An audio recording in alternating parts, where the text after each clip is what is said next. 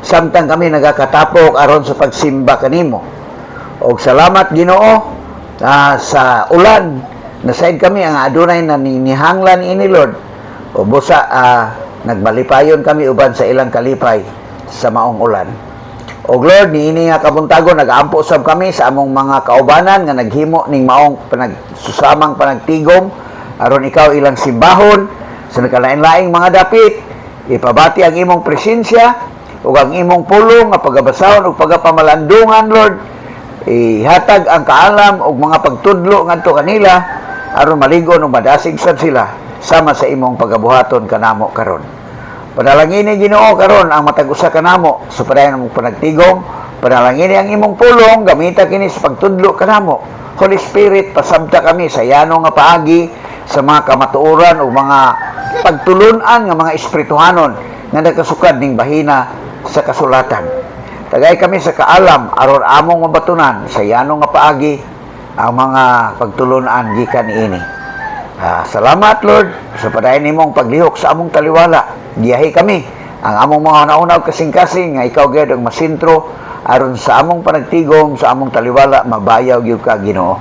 Kini ako mga pagampo ug mga pagpasalamat diha lamang sa ngalan ni Ginoong Hesus. Amen.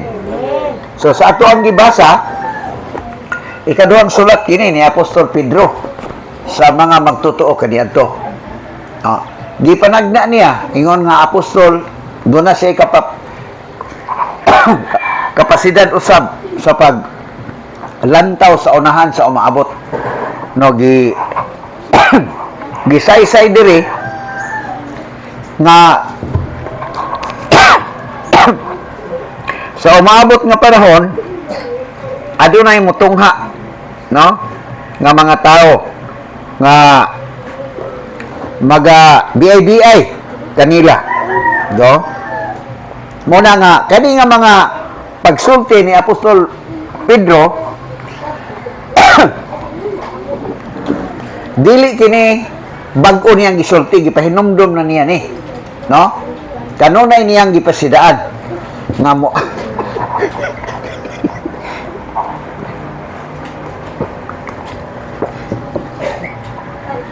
nga maabot ang panahon nga adunay mutunga nga mga tao ba, no? Muning gingon niya diri nga ang ininyo may baluan nga sa katapusang mga adlaw may mga tao nga manunga kansang mga kinabuhi gigaman sa ilang kailibgon. Magbugal-bugal sila kaninyo sa pag-ingon. Dili ba misaad man siya nga mobalik? Kinsa sabot na nang siya ang Ginoo ni, no? Hain naman siya nangamatay na lang ang among mga ginikanan apan mao gihapon ang kahimtang sa kalibutan sukad pa sa pagbuhat niini. Di ba? Mga tao nga nagbiay-biay sa mga magtotoo kay ang mga Kristohanon gawas nga nakasiguro ta sa kaluwasan nga mamatay ta malangit ang atong kalag, gahulat pud ta sa pagbalik sa Ginoo. Mao nang batasan sa mga Kristohanon kaniadto ug angay mao nay atong batasanon karon. Naghulat sa pagbalik sa Ginoo. Di siyempre namang yung mga kontrabida sa una pa man. Magyaga-yaga sila. Ay. Naman ang pagbalik sa Ginoo nga inyong gisulti, no? Ano ba? Nga wala pa man lagi siya mo balik. Wala may kausaban, mao pa man gihapon pagbuhat sa kalibutan kaniadto gantod karon. Pero gisultian sila diri nga gituyo nila ang dili pagtagad ni ining maong kamatuoran. Naon sa man kuno nga nagkaniadto gibuhat sa Dios ang langit ug ang yuta pinaagi sa iyang pulong. So unsa may bot pasabot pinaagi sa pulong. Ang mga saad sa Ginoo pinaagi po na sa iyang pulong. Pagsulti niya na namugna ang kalibutan, di ba? Ang saad sa Ginoo pulong na siya mahitabo gida. Mahitabo gida ang pagbalik sa Ginoo. Dili na mapakyas. Pero dili sa ato ang termino. Kay ngano man, di na siya gisulti diri sa 8 Apan mga hinigugma, ayaw ninyo hikalimti. Unsa may dili nato ikalimtan? Nga sa Ginoo ang usa ka adlaw sama sa usa ka kalibo ka tuig. Ug ang usa ka libo ka tuig sama lamang sa usa ka adlaw. Angay nato hinumduman, no? Nga dili sa atuang termino ang gisaad sa Ginoo nga mobalik siya. Kay kanang iyang saad sa iyang pagbalik dili man na dugay. No, murag yung taod-taod na anak ko. Murag ana ba? Pero ang dili dugay sa Ginoo para sa ato dugay na na. Kaya isa ka adlaw sa Ginoo sa kaluibo ka tuig na sa tuwa ba? Tapos sabot nga ang Ginoo dili siya limitado sa panahon. Wala siya dugay. No? Kay ang tanan sa Ginoo present na. Walay gahapon, walay ugma, karon na niya tanan. Kaning atong panagtigom diri, nakita na ni nahibawan na sa Ginoo daan wala pa buhatan ang kalibutan kay para sa iya karon pa to. No, karon ra gihapon to. Walay ugma ang Ginoo. Nakasabot ana, mo nang naa pag ingon sa Ginoo mo balik ko, dili na dugay ang pagsulti ana. Pero para sa ato dugay na kay tao man ta limitado man ta sa panahon. Munay angay na to hinumduman, no? Nang Ginoo dili siya limitado sa panahon. So muna, gipasabot diri nga sa Ginoo nadiha sa 9. Ang Ginoo dili maglangan pagtuman sa iyang saad. Sumala sa gihuna-huna sa uban. Unsa man ang saad nga dili maglangan sa pagtuman sa iyang saad sa 9. Mao kana ang iyang pagbalik. Ang pagbalik sa Ginoo unsa man dili na usa ka hugna ha. Ang pagbalik sa Ginoo duha na ka general nga mga paghugna. Una, kuhaon ang mga magtotoo. Kuhaon dili pa siya motunob diri sa yuta. Nakahibalo ta na sa 1 Tesalonica 4 versikulo 15 ngadto sa 18. No, giingon ito ang pagtulunan sa Ginoo nga among gitudlo kaninyo mao kini. No? Kita nga buhi pa inigbalik sa Ginoo dili maguna ni adtong nangamatay na. Ug mabati ang singgit sa pagmando ug ang tingog sa arkanghel ingon man ang lanog nga trompeta sa Dios. Unsa may tabo? Mukunsad ang Ginoo gikan sa langit. Makita siya. Makita nato siya diha sa kawanangan. Mao'y unang mabanhaw kadtong nagatuo kang Kristo nga nangamatay. Sa ato pa ang nangamatay nga magtuo ni Kristo di pa ito mabanhaw. Dahil kita nga buhi pa, no? Unsa may gisulti nito? Pagabayaon uban kanila sa pagsugat sa Ginoo diha sa kanginan. Sugato na to ang Ginoo diha sa kapanganuran. Dili pa siya motunob sa yuta. Ang mga nangamatay banhawon tagaan tog lawas nga dili na mamatay ug ang buhi mausab ta ana sa 1 Tesalonica 4:15 ngadto sa 18. Ang buhi pa di na ta muagig kamatayon, mausab ang atong lawas. Mausab. Tagaan matag lawas nga dili na mamatay. Gitawag og glorified body. Ang mga nangamatay ang gibanhaw, dili to sila kalabira, dili to sila kalansay, duna to sila mga lawas. Glorified body gyapon. Pareha sa ato. Musugat sa Ginoo diha sa kapanganuran. Mo na giingon dito nga ug kitaon niya uban na kanunay sa Ginoo. Kada ang unang hugna uban ta sa Ginoo, pag ikaduhang hugna mao na nga unsa man silutan na sa Ginoo ang tanang mga tao nga wala mudawat ni Kristo. Ang buhi ha dili pa na kalaglagan sa impierno, ang buhi pareha sa panahon nilang Noe ba? Di ba? Panahon nilang Noe, doon na may daghang nangamatay na ato. Di ba? Ng mga tao. Pero panahon nilang Noe, si Noe na salbar na sa sulod sa arka, ang mga katawan nga buhi pa nangamatay tanan pinaagi sa lunok. Di ba? Nakahinomdom tana, no, na sa Genesis. So muna ang pagbalik sa Ginoo, ang unang hugna, kita lalinon, ihiklin tadaan sa Ginoo, kay kini nga kalibutan bubuan sa kapungot sa Dios. Mo nang naa. Og ang paghulagway diri matud pa diri kalayo, no? Dawa na? Oh?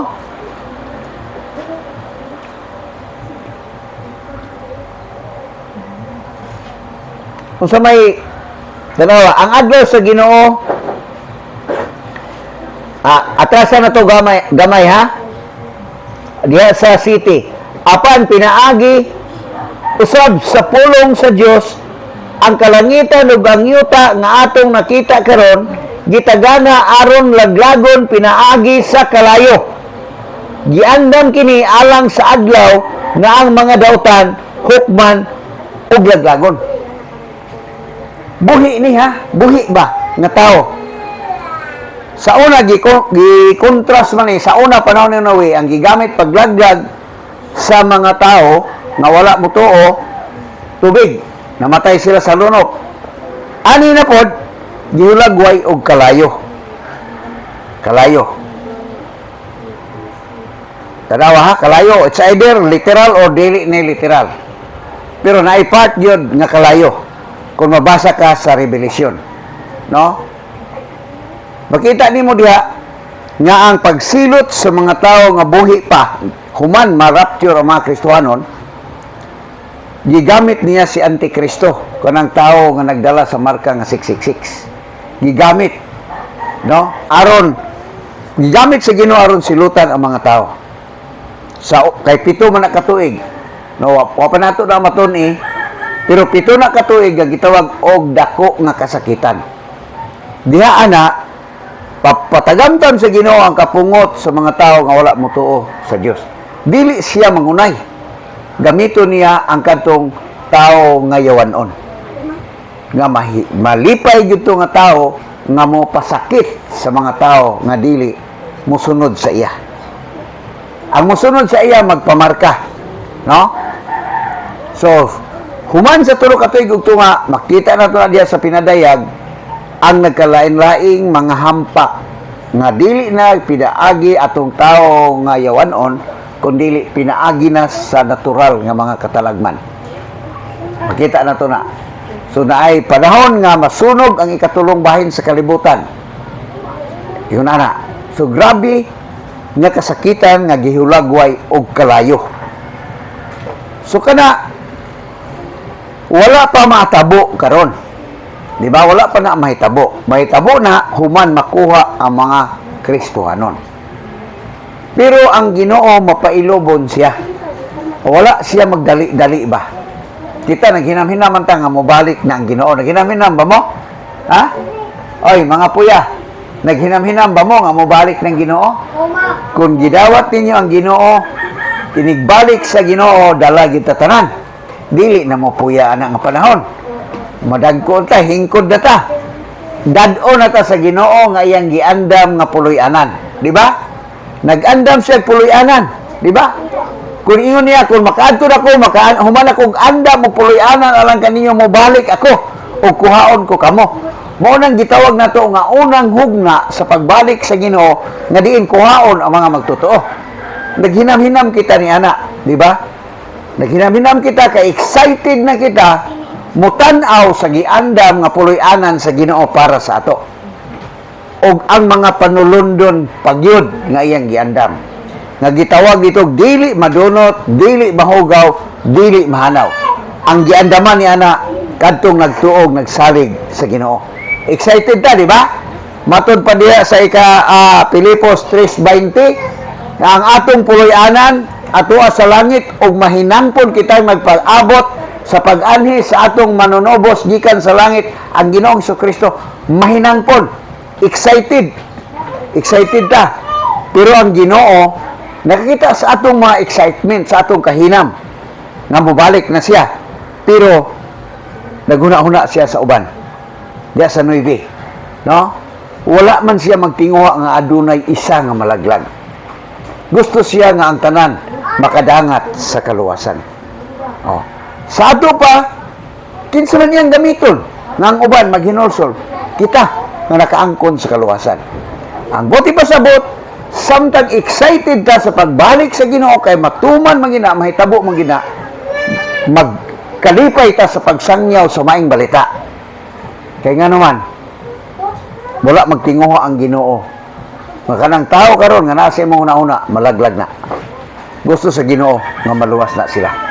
Kinsa man iyang gamiton? Ikaw. ikaw gayud ang gamiton sa pagsulti di ana. Kaya ikaw man nakahibalo, di ba? Kita nga nakahibalo sa paagis kaluwasan. Muna mga igsuon. No, samtang magahuna-una kita, magpaabot ta nga mahinamon sa pagbalik sa Ginoo, dili po ta pabintaha sa pagsangyaw sa may balita sa kaluwasan. Muna manghatag tag mga balasahon. No, para masabtan nila, magsulti ta sa kaluwasan, para madunggan nila, aron makadangat sila kay ang pagtuo nagaabot pinaagi sa nadungog. Muna na. Kung ato una-unaon mga igsoon, gamay na lang kayong higayon ato diri sa kalibutan. Dili bot sabot nga nubo na ang atong kinabuhi, apit na tamatay, dili na may tungod sa pagbalik sa Ginoo, hapit na kayo. Hapit na gyud kayo. No, hapit na. Kung mag-monitor karon sa mga panghitabo sa tibok kalibutan, particular sa Middle East, makaingon gyud ka Lord, hapit na gyud ang imong pagbalik.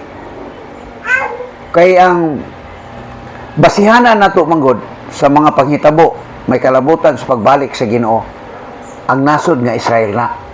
Kaya mo na siya ang katawhan, nasod nga pinili sa Ginoo. Earthly nga nasod nga pinili sa Ginoong Israel. No? Muna bantayanan kayo kay niyata karon sa panahon nga natuman na ang mga panagna ba may tungod sa Israel. No?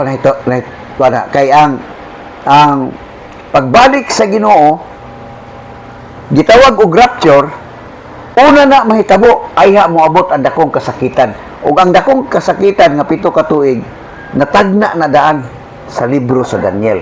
May kalabutan sa nasod nga Israel. Particular sa Daniel chapter 9, no?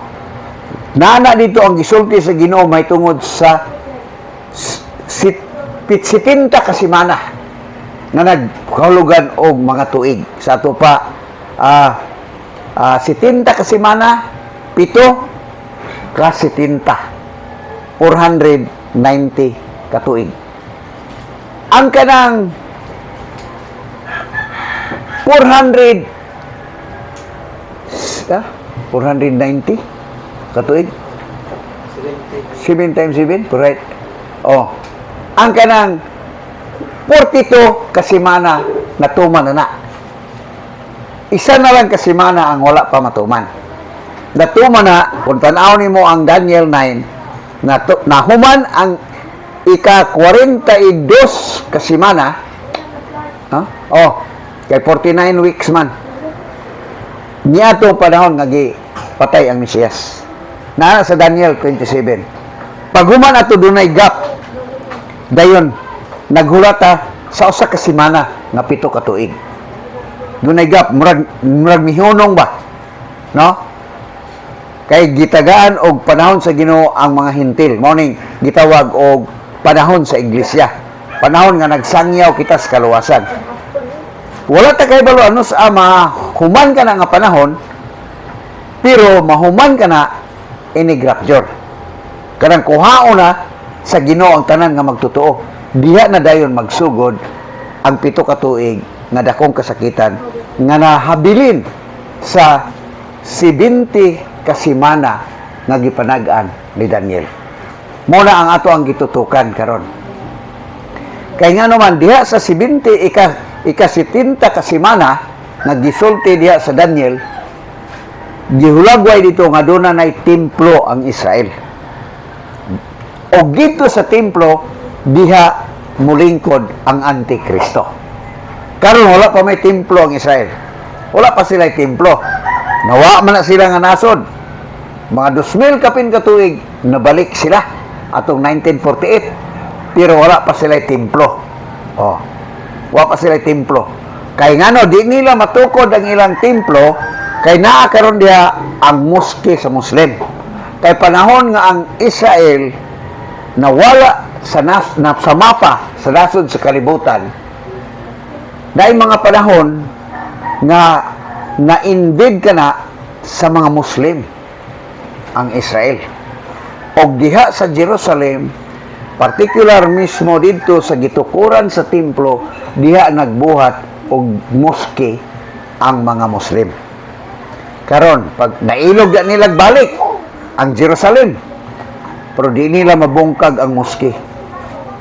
Mo nang di nila matukod ang templo. Kaya kung mungkagon nila ang moske, masuko ang tanang Muslims tibuok kalibutan. Oh, di gipugnan na siya nga dili nila hilabtan. Gipugnan sa United Nations tanang mga dagkong mga nasod og sila mismo galikay ana. Kaya naglikay silang kagubot. Mo na nga ang mga Hudiyo, ang mga Orthodox ng mga Hudiyo, naghinam-hinam na nga magtukod sa templo. Dili sila katukod. Kaya ang ilang gobyerno dili mo tugod nga gubuna ang kaning moske, gitawag na siya Dome of the Rock nga moske, kay magubot. Sumo nang naa. So, wata kay baloon sa paagi na mabungkag ng moskiha aron matukod ang templo. Pero sa pagkakaroon wala pa ang templo sa Ginoo. Wala pa ang templo sa Israel. Na ilang gitinguha nga tukuron. Amot ko nakalantaw mo na social media na ay magtawag mga red heifer nga mga baka ba nga pula, no? Nana. So, ang punto na to diya mga igsoon, hapit na may tabo, no? Hapit na. Hapit na kay ang nasod nga Israel namugda naman ug nakita nato diya ang nasod nga Israel karon sa kahibulungang paagi ba midaog gid sila sa nagkalain-lain nga gira. Sa taliwala sa ilang pagkagamay ra kayo pila ra man sila mga 8 million ra sila ka tawo.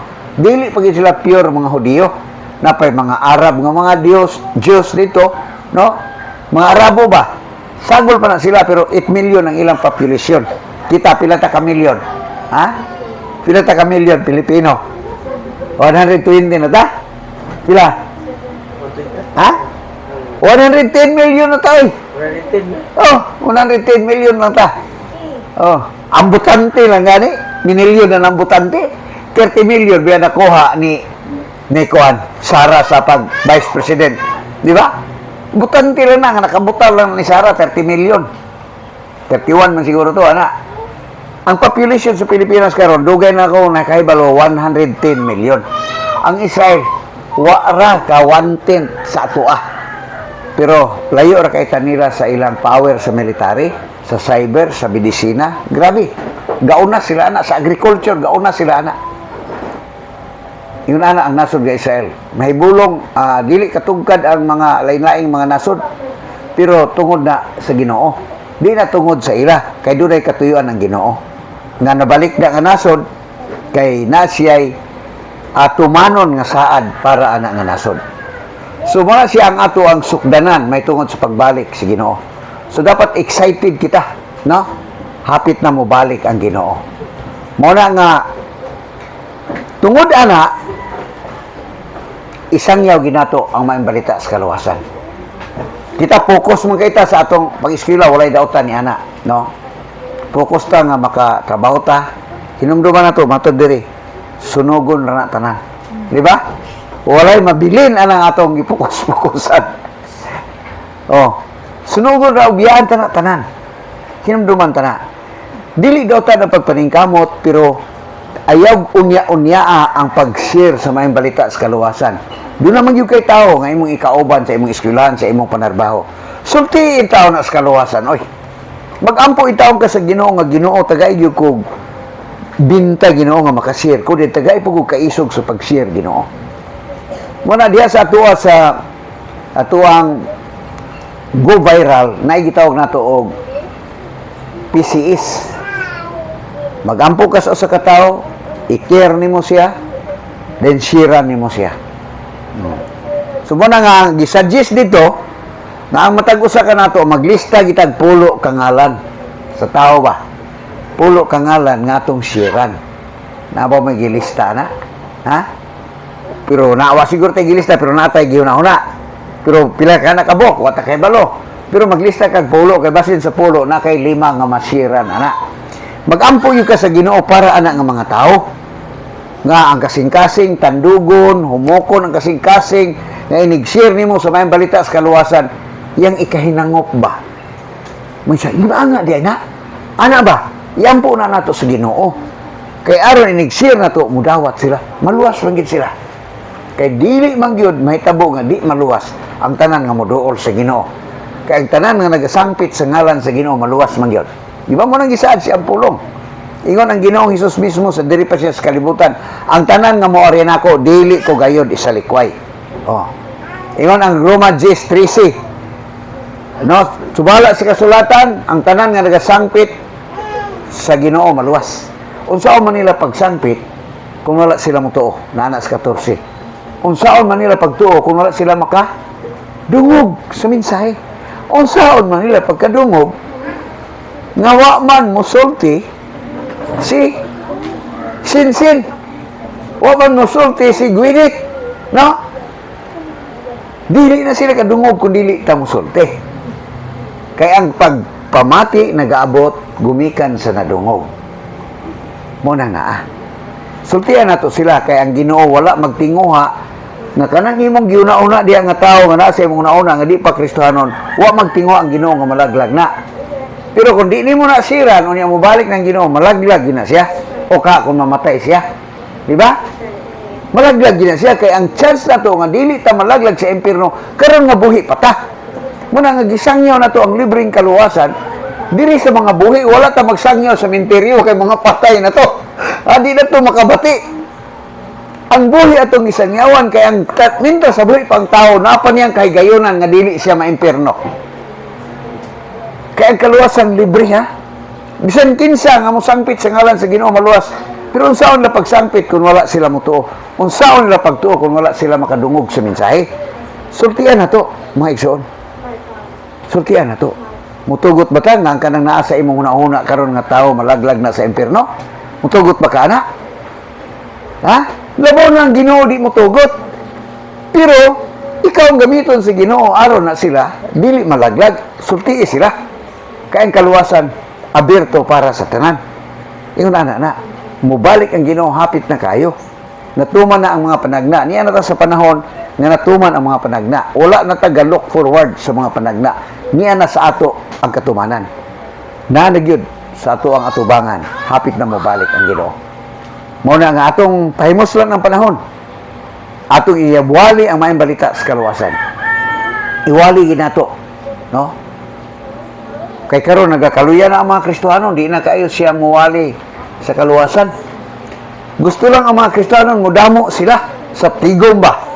No, satisfied na kayo nga mudamo, wala giklaro ang maayong balita para sa kaluwasan. Mo na itong batayan. Kay lipaton ta sa kaaway. Kay kita kontento matagdamo, di ba? Malipay ta. Pero ang Ginoo, malipay na siya kung dunay usa nga maluwas. Di ba klaro kay na sa Lucas 15 city. Dunay dakong kalipay sa langit tungod sa makasasala nga maghinulsol. Kaysa 99 nagpasabot kaysa daghan kayo nga tao nga dili maghinulsol. Okay ra manimba sila. Malipay na intawon ang mga kaigsunan, ang pastor malipay na daghang manimba. Pero ang gikalipay sa Ginoo kadtong mudawat sa iya. Mo nang naa. So ato na bantayan. Ato yung iklaro ang kaluwasan, ang maayong balita. Kay kanang daghang nanimba karon imo nang pangutanon ambot na abay pulo kabuok ana 10% ana nga nakasiguro sa kaluwasan. Di ba? Di ba brad nakikipangutana dasig kay nga mudaig sa Ginoo. Nakasiguro na ba sa kaluwasan pero wala no. Di ba? O ato nang responsibilidad na pagpasabot ana. Mo na kun dunay tay ikahibalag, ikamit ba? Nga moingon Kristohanon sila, gasimba sila tong mga ngalan ng mga simbahan diya. Klaruha ang kaluwasan. Kung saman, sigurado ka na sa imong kaluwasan o mamatay ka karon, malangit imong kalag. O ka mabalik ang Ginoo, sigurado na kaniyang madala. Kung moingon siya, sigurado, ina dayon ngano man. Kay basig moingon siya, membro ko sa simbahan, nagsimba nagud ko dito, nagpabautismo nagud ko. Sayop na siya nga rason. Sayop na siya. Kaya ang rason ngano makasiguro ang tao kung mituo siya misalig ni Kristo. Wala na idugang. Mo ra gid na. Dili na tungod kay nagsimba siya, nangalagad siya. Kana ra gyud. Kung dungaga na, bantay ta. Bantay ta kung dungaga na. Kay dili malipay ang Ginoo. Mao bilang ingon ang Ginoo sa Matthew City. Di ba? City 21, 23, 22, 23. Dili ang tanan nagatawag gyud ako Ginoo, Ginoo maluwas. Kung dili kadto lamang gatuman sa kabubuton sa akong amahan. Di ba? Unsa man kabubuton siyang amahan? Pag abot sa 22, no, ingon ang Ginoo nga niadto niya daw panahon sa paghukom ba? Hukma na ang tanan paadto sa impierno. Kay basahan man na sa Ginoo sa ilahang mga sala dito. No? Pangutanon ang sa katawo, ngano man dili makaangay itambog dito. Mayon sa Ginoo nagwali ko sa maayong balita pinagi sa imong ngalan. O di ba? Ang uban nagbuhat kog milagro. Pinagi sa imong ngalan. Ang uban nagpagbuhat kog mga yawa, pinagi sa imong ngalan. Unsa man na, maayo ka na nga mga buhat, di ba? Labaw pa na sa pagsimba. Labaw pa na sa pagbautismo. Doon na sila agi. Pero unsa may gisulti sa Ginoo? Wa ko makailan ninyo. Kay ngano man, kay gawas kami tuo sila ni Ginoong Hesus sa ilang kaluwasan, gidungagan nila pagpangalagat. Gidungagan nila ba? Para maniguro gid sila, dili lang kay mutuod, dungagan pagidako ni para sigurado kung luwas ang nahitabo, di na maluwas. Kay walay ikadugang ang tao sa kaluwasan, buhat na tanan ni Kristo. Dili na dautan ang pagwali. Buhaton na to na. Pero ayaw na una nga aron maluwas ka. Kay sa imong paguna-una aron maluwas ka, kay nagwali ka, nagbuhat kag milagro, pagula kag mga daotang espiritu, giibanan nimo ang nabuhat ni Kristo midugang kagamay. Tungod ana, yung ginawa ko kailan nimo. Nagkaminos ka sa iyang nabuhat sa cross. Diba? Suko kayong Ginoo oy. Suko kayong Ginoo kung dungagan nimo to ang iyang nabuhat sa cross kay wa tay kadugang ato. Mo nang naa mga igsoon. Ay kumpiyansa. Namingon sila Kristohanon, dasig kay sila, di ba? Member pa sila sa worship team. Pangutan agayod sa kaluwasan kay imo ng opportunity ang pagsulti ana. Imo na. Pangutan agayod. Aron imong masiran sa insakto nga pinaagi ra kang Kristo. Walay lain. Di ba? Ang maayong balita mo nang gahom sa Dios sa pagluwas. Ug ang maayong balita nga ang tao ang anak sa Dios nagpakatao namatay sa krus para pagbayad sa silot sa atong sala. Gilubong na banaw sa katulok adlaw. Kana ra gyud nga kamatuoran mao'y imong tuuhan og saligan si Kristo. Nga anak sa Dios nga nagbuhat niya anak para kanimo. Mangkon mo ang kaluwasan. Ayaw gayog dugangi. Mo na. Bantay ta karon sa mga lipat-lipat sa paagi sa kaaway. No? Mo na. Nga dili ta mo kumpiyansa. Nga abi nato sila na sa Ginoo kay nangalagad man pod. Di ba? Buotan man pod. Pero hinumduman na to nga kung dungagan na niya ang kamatayan ni Kristo sa krus, maura na yung maka-impierno sa iya. Maura na. No? Kaya watay kadugang sa nabuhat ni Kristo sa krus, sa Kalbaryo. Manaingon si Apostol Pablo sa Galacia, no? Unsay iyang gisulti. Galacia 1.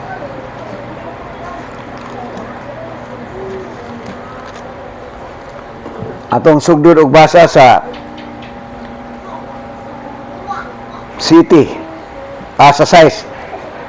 Nahibulong ako nga sa kalit lamang mibiya kamo kaniya nga nagtawag kaninyo pinaagi sa grasya ni Kristo ug midawat kamo sa laing maayong balita. Laing maayong balita. Ang tinuod mao nga walay laing maayong balita. Usa ra gayud. Apan gisulti ko kini kay may mga tao man nga nagsamok kaninyo o naninguha sa pagtuis sa maayong balita ni Kristo. Apan bisan ug kami o usa ka anghel nga gikan sa langit ang magwali kaninyo og maayong balita nga lahi sa among giwali, mahimo unta siyang tinunglo. O nga, tanawa? Kung magwalig maayong balita nga lahi sa ilang giwali. Tanaw na to ng giwali ni Pablo ron. Sa gisulti na namo og karon sublion ko pag-ingon. Kung may magwali kaninyo og maayong balita nga lahi sa inyo nang nadawat, matinunglo siya. Unsa may context nini? Kining mga taga Galacia midawat ni sa Ginoo, mituog misalig ni Kristo. Dunay nangabot sa ilaha nga nag-angkon nga Kristohanon nga misulti nga dili sila maluwas kung dili sila magpatuli. Ha? Mga Hudiyo nga believers ba? Literal nga tuli, ha? Literal. Sa ato pa, kung magpatuli sila, muadapt sila sa tinuuhan sa mga Hudiyo. Dungagan ang kaluwasan. Gawas sa ilang pagtuo ni Kristo, magpatuli pa sila aron maluwas. Unsay gisulti ni Pablo, batinonglo siya. Kay ang mayong balita nga giwalin lang Pablo maorag dito ang makaluwas. Atong tan-aon sa Roma unsa ang maayong balita. Apan sa dili pala ito tanaw ng unsa ang maayong balita, tanaw sa lato ang 16. Unsa ang mahimo sa maayong balita. 1:16.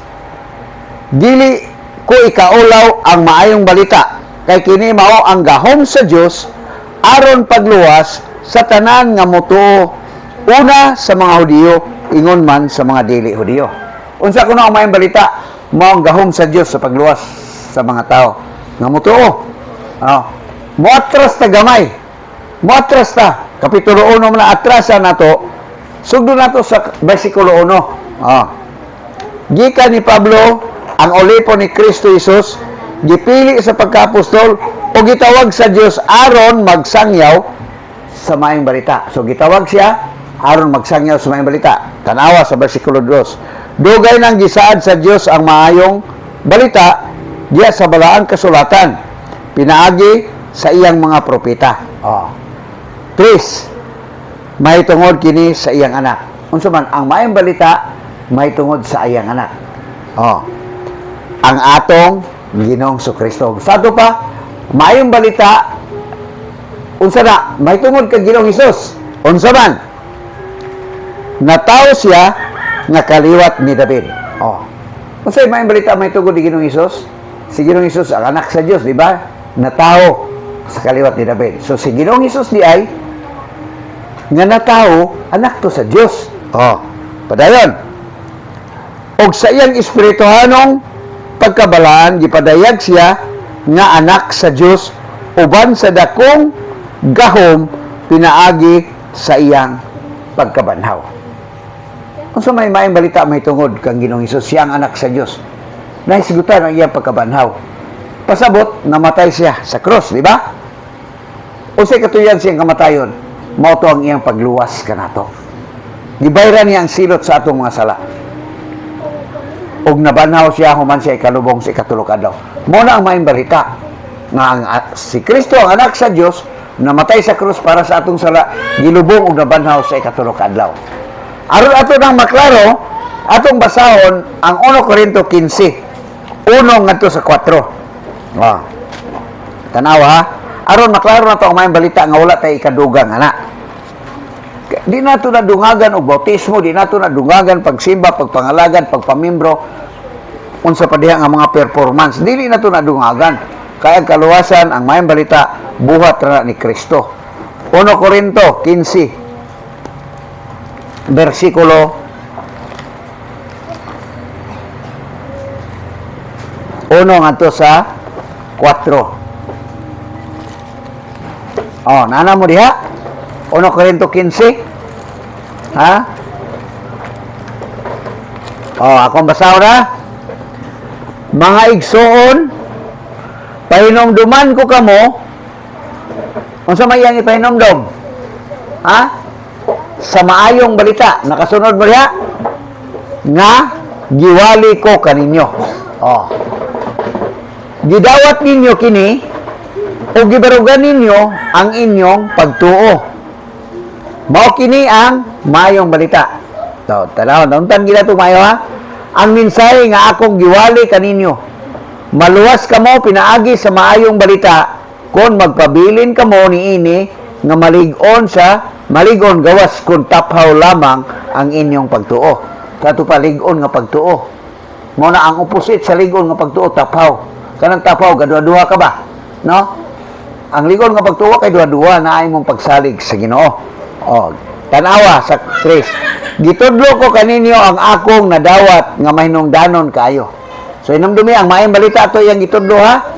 Wala pa gisulti unsa ang maayong balita. Diya diri gisulti. Mahinungdanon kayo. Kini mao nga si Kristo namatay alang sa atong mga sala, sumala sa nisulat sa kasulatan, gilubong siya og sa ikatulo ka adlaw gibanhaw sumala sa nisulat sa kasulatan. Mo na ang maayong balita nga si Ginoong Hesus ang anak sa Dios namatay sa cross para sa atong sala, gilubong og sa ikatulo ka adlaw na banhaw. Kanang nga maayong balita, kung hugot ang imong pagtuo, maluwas ka, gawas kung taphawra. Wala na ikadugang. Kung dugangan nimo na, nagduha-duha ka nga makaluwas ba si Kristo. Di ba? Taphaw na nga pagtuo kay gidugangan nimo pangalagad. Maayo paminahon Kaya nangalagad ka, nagbinutan ka, pero gidugang nimo sa kaluwasan. Muyo nang Ginoo, wala ko kaila nimo. Wala ko kaila.